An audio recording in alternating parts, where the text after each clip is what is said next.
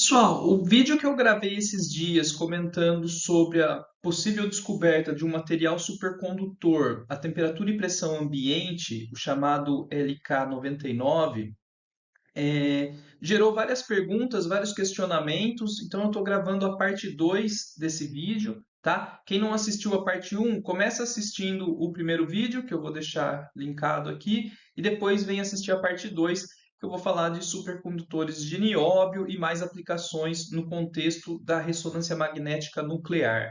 Então, para quem está acompanhando, um grupo coreano disse, né, publicou aí um artigo dizendo descobriu um material supercondutor que funciona de modo supercondutor, então a temperatura e pressão ambiente, o nome é LK99. Isso aconteceu agora no final de julho de 2023 e agora no comecinho aqui de agosto, né, ó, 4 de agosto de 2023, saiu na Nature essa matéria, né, falando sobre a sensação online, né, do quanto se está comentando sobre essa possibilidade e se é fato ou não, né, que ainda não está comprovado.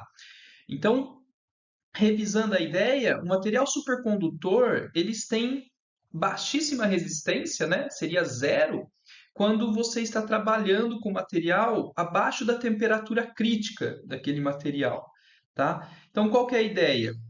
Se você introduz corrente elétrica no material supercondutor, como esse daqui, essa corrente ela vai ser uma corrente elétrica persistente, né? Ela vai ficar aqui indefinitivamente, gerando esses campos magnéticos aqui ao seu redor, porque não tem resistência elétrica, não perde energia nesse processo, tá? Isso é explicado, né, pelas teorias da supercondutividade, par de Cooper que se forma entre os elétrons que estão se deslocando nesse material. Eu queria comentar com vocês das atualizações. Então, se vocês entrarem na página da Wikipedia, do LK99, vocês conseguem ver lá, né, várias informações sendo atualizadas todo dia, a fórmula química aqui do material, né, os processos de síntese, os resultados que foram divulgados.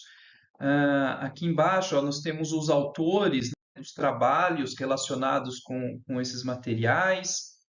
E aqui os grupos da China, da Índia, de Taiwan, que estão tentando reproduzir esses resultados, se eles já publicaram e quais são as conclusões, né, resumidamente, o que eles estão obtendo.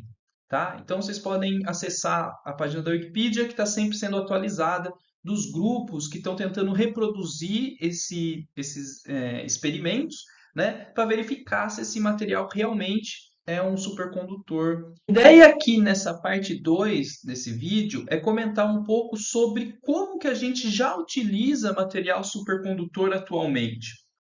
Quais são as principais aplicações que a gente utiliza? Aqui nessa figura, vocês estão vendo, né, as principais aplicações em ciência, na medicina, em transporte, né, na indústria, na área de energia. Então, para fazer cabos, né, transformadores de energia elétrica, para você evitar perdas de energia, né, geradores, como vocês podem ver aqui, motores, o trem de levitação, né, partes específicas, né, da parte aeronáutica, equipamentos de ressonância magnética nuclear de imagens, né, como MRI, que está mostrado aqui, e os de análise química, como estão mostrados aqui em cima. Aceleradores de partículas, sistemas para, né, fusão e geração de energia. Então, todas essas áreas utilizam muito material supercondutor já atualmente. Os materiais supercondutores que a gente conhece, que a gente utiliza hoje em dia, eles precisam estar em baixas temperaturas para funcionar de modo supercondutor. Então, o que a gente utiliza para mantê-los em baixas temperaturas? A gente utiliza os líquidos criogênicos, tá? Como, por exemplo, o nitrogênio líquido, né? Molécula de N2, o gás N2. Se você vai refrigerando o gás N2, lá em menos 196 graus Celsius, ele vai para o estado líquido, tá? E vocês já devem ter visto, né, o nitrogênio líquido sendo utilizado em muitas feiras científicas, né, de demonstrações de experimentos de física, né, como nesses casos aqui, tá? Na escala de temperatura em Kelvin, o nitrogênio líquido está em 77 kelvins. tá? Bom, outro líquido criogênico muito utilizado é o hélio líquido, que é um gás, né, nobre, o átomo de hélio, certo? E na escala Kelvin, ele vai em baixíssimas temperaturas, ele está lá em 4 Kelvin, né, na sua forma líquida.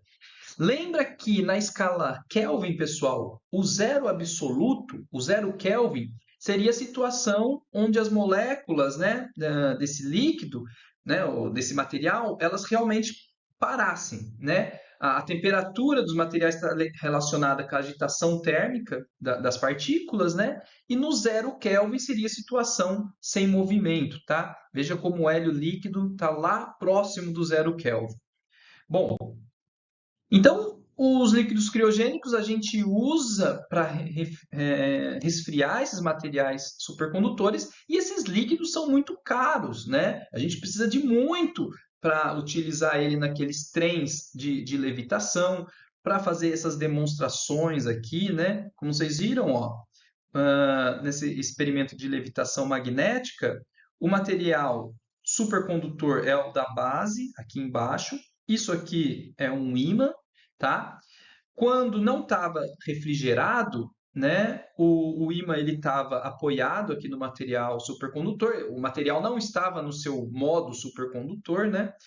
No início do vídeo ele jogou líquido criogênico, conforme chegou na temperatura crítica, o efeito aqui da levitação magnética começou a atuar, né? A repulsão aqui do campo magnético, independente do polo que o ímã se encontra, tá?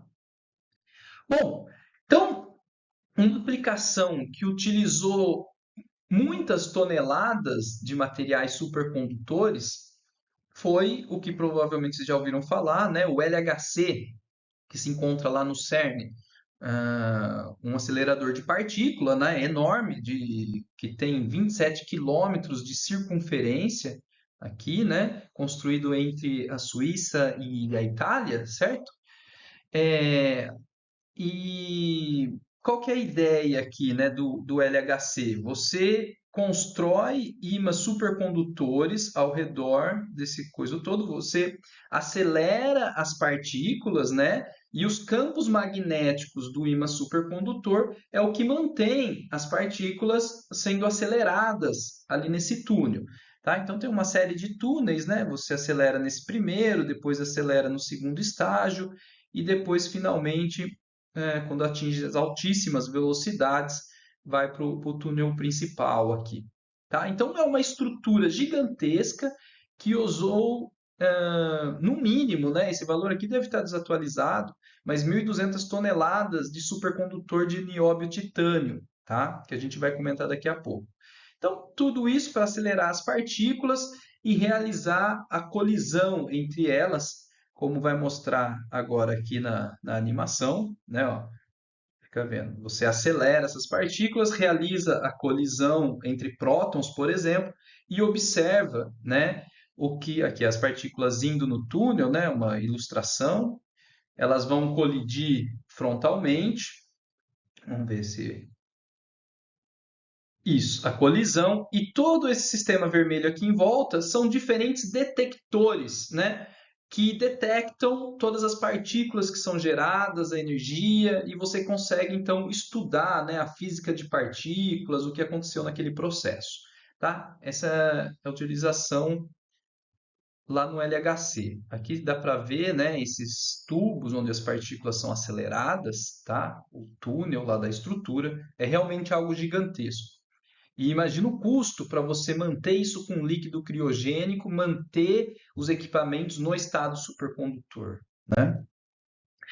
Bom, contando um pouco da história dos materiais supercondutores, o primeiro material descoberto, né, com essa propriedade supercondutora foi o metal mercúrio, tá? Que a gente sabe, né, que ele fica no estado líquido, ele tem essa característica, né, um metal no estado líquido à temperatura ambiente, né? E lá em 1911, então, eles fizeram experimentos, né, da condutividade elétrica conforme eles iam resfriando o mercúrio, e eles percebiam que quando chegava aqui em 4,2 Kelvin, a resistência, né, elétrica, a resistência à passagem da corrente, despencava para zero, né? Então, eles observaram isso e perceberam esse efeito supercondutor, né?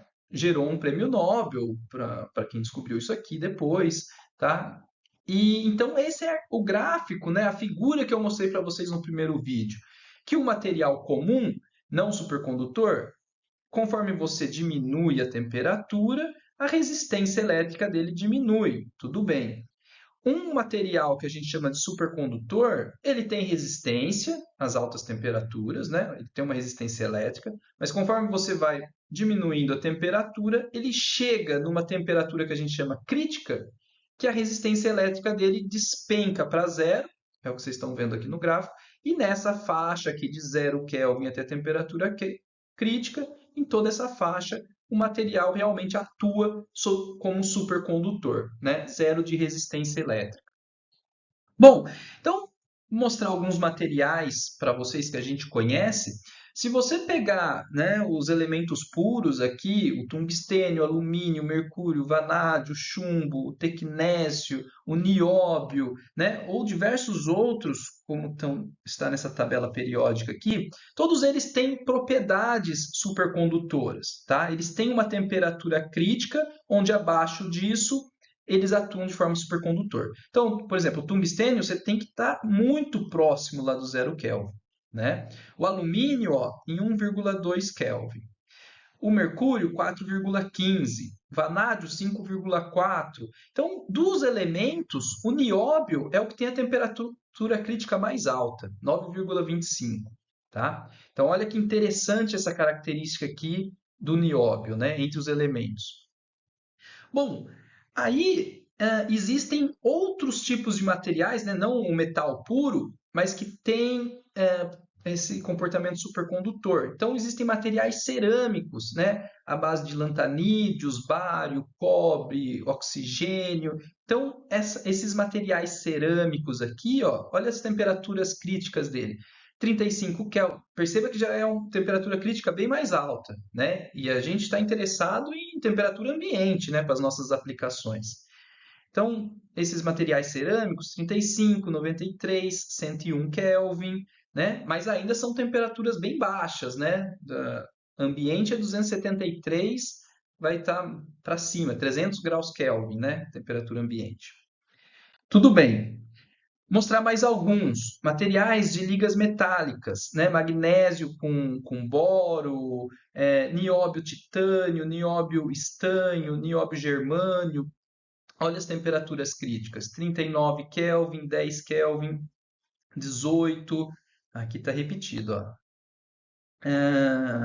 Esses outros materiais especiais aqui, né, à base do ítrium, bário, cobre, oxigênio, chega a 77 Kelvin, 108 Kelvin, tá?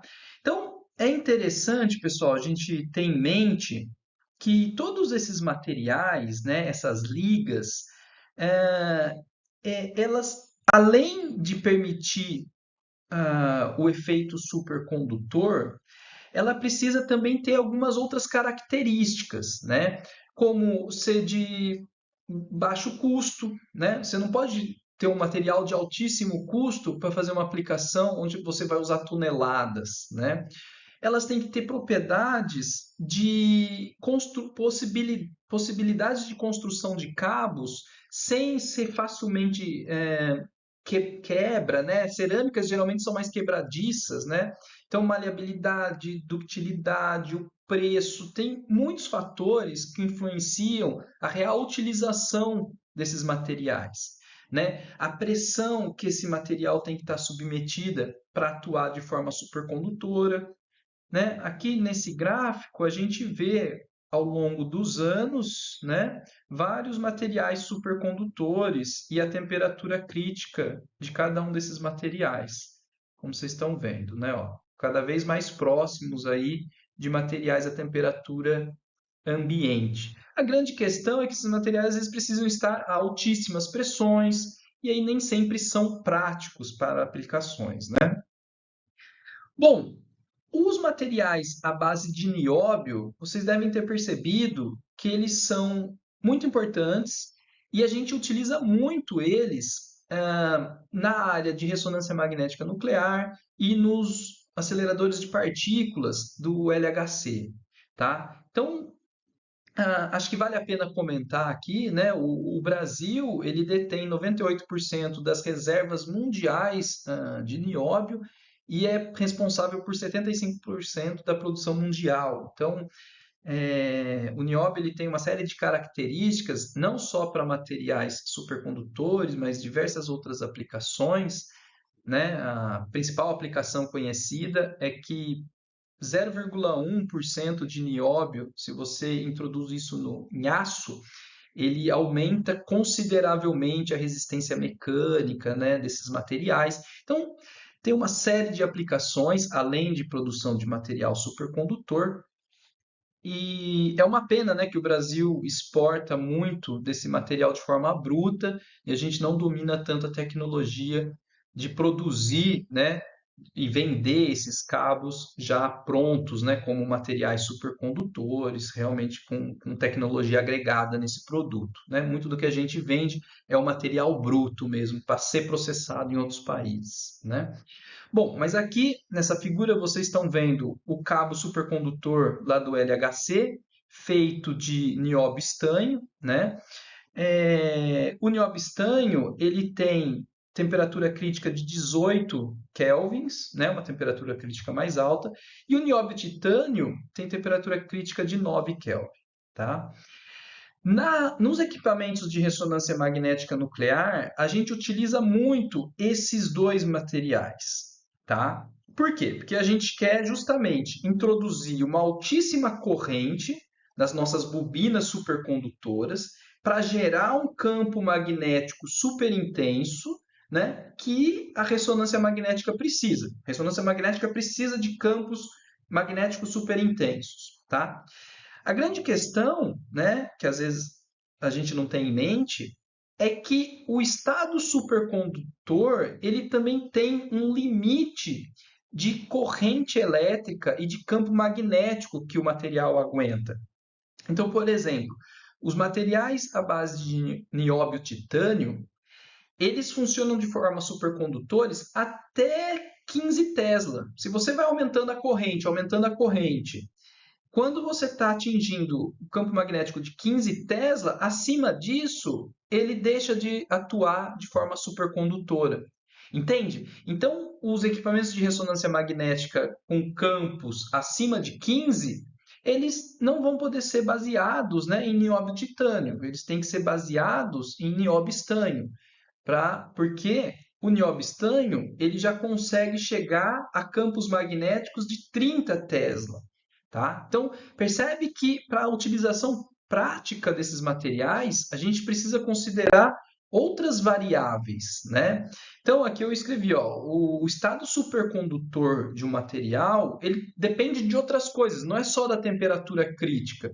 Ele depende da pressão que o material está submetido, depende da corrente elétrica que está circulando nesse material, depende do campo magnético que ele está, né, submetido, gerando. Então, esse gráfico aqui, ó, ele é interessante. Aqui nesse eixo você vê a temperatura, tá? Que está a temperatura crítica. Nesse outro eixo aqui é a corrente elétrica que está circulando, tá? Nessa bobina. E aqui nesse outro eixo, o campo magnético. Então, esse material ele é supercondutor quando ele está abaixo da temperatura crítica, com campos magnéticos abaixo de um determinado valor e com corrente abaixo de um determinado valor. Então, não é qualquer valor de corrente elétrica que ele aceita, né? Não é qualquer valor de campo magnético que ele gera, tá? Aqui, por exemplo, a gente está vendo, né, bobinas supercondutoras na parte interna de um equipamento de ressonância magnética nuclear de imagens, né? Esse material todo tem que estar submetido em nitrogênio, em hélio líquido, para garantir a questão da temperatura, aqui para baixo da temperatura crítica. Os campos que você vai conseguir gerar nesse equipamento, eles vão estar limitados em, no máximo, o valor daqui. Por exemplo, 15 Tesla, 30 Tesla, dependendo do tipo de liga e material que você usa. E as correntes elétricas também se limitam aqui. Aqui é outro gráfico, né, mostrando ó, ao longo dos anos 70, 80, 90, 2000, aqui 2020, a gente foi descobrindo, né, materiais e o campo magnético dos nossos equipamentos foi aumentando, né? Ó, o campo magnético dos equipamentos de ressonância, 10 Teslas, 20 Tesla, 30 Tesla. Hoje em dia a gente já está aqui na região do 30, 40 Tesla dos equipamentos, utilizando materiais especiais e muito nióbio titânio e nióbio estânio, tá? Bom, os equipamentos, só para citar mais, né? Então, são grandes garrafas térmicas, esses equipamentos de RMN da área química, né? São grandes garrafas térmicas preenchidos com hélio e nitrogênio líquido. A bobina supercondutora está aqui nessa parte, que é basicamente a ideia é esse fio enrolado. Você passa a corrente elétrica, o material está na forma supercondutora, essa corrente elétrica fica permanentemente aqui, gerando um campo magnético de imensa intensidade aqui nessa região central.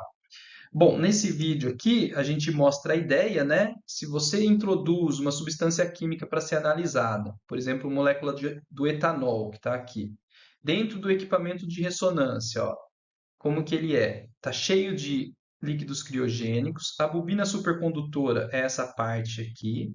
Você introduz o etanol, né, aqui em tubos de ensaio que vão ser analisados aqui no centro. Então, a bobina supercondutora, essa parte dourada, está gerando esse campo magnético vermelho aqui, extremamente intenso ao redor da amostra que a gente está analisando.